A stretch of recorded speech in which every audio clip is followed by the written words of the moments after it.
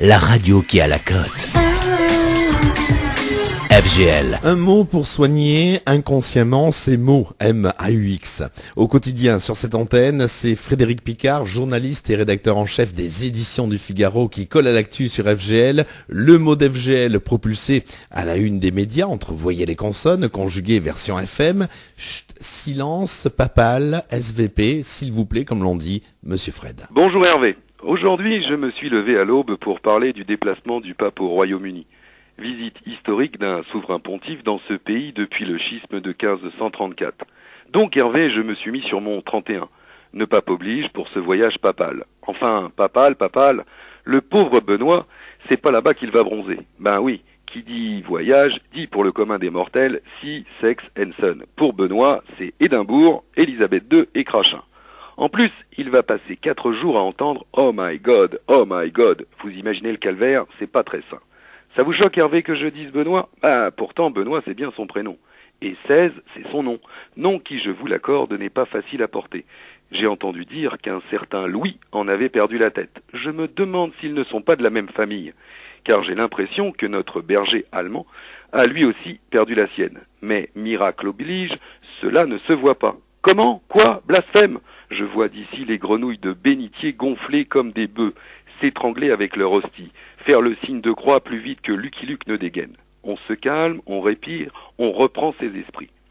Roulement de tambour. Le mot qui fait buzz est le mot monnaie. Oui, vous avez bien entendu le mot monnaie.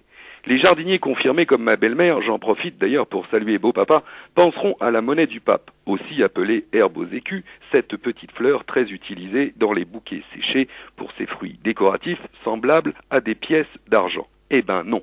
Passé cet intermède bucolique, je veux parler de la monnaie, la vraie, la thune, le blé, le flouze, le grisby, le pèse, le pognon, les pépettes si vous préférez. Mais quel est le rapport entre monnaie et le voyage du Saint-Père, me direz-vous? Eh bien, toutes les apparitions publiques de Benoît XVI sont payantes. Les pèlerins doivent débourser entre 12 et 30 euros pour assister au concert. Aux messes. Si le Christ n'était pas ressuscité, il se retournerait dans sa tombe. Oui, je sais, c'est la crise. Et au Vatican, cela semble aller de mal en pis. Et les comptes doivent être sacrément dans le rouge, vermillon, pour faire payer les pauvres pécheurs. Avant de terminer mon chemin de croix, j'ai souhaité, comme toujours, rencontrer le mot.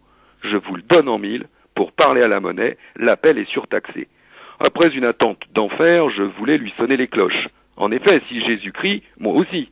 Mais ce fut l'échec en bois. Je n'ai même pas pu papoter une seconde avec elle. La mort dans l'âme, j'ai raccroché mon combiné et mon chapelet d'indignation. Et, à cet instant, Hervé, j'ai pensé à Oscar Wilde qui disait « Le drame de notre époque, c'est de connaître le prix de tout et de ne connaître la valeur de rien. » Et rien que d'y penser, ça prend toute sa valeur. À demain Fred, même heure, même endroit. Côte landaise, Sud-Bassin d'Arcachon, Grand Axe, FGL.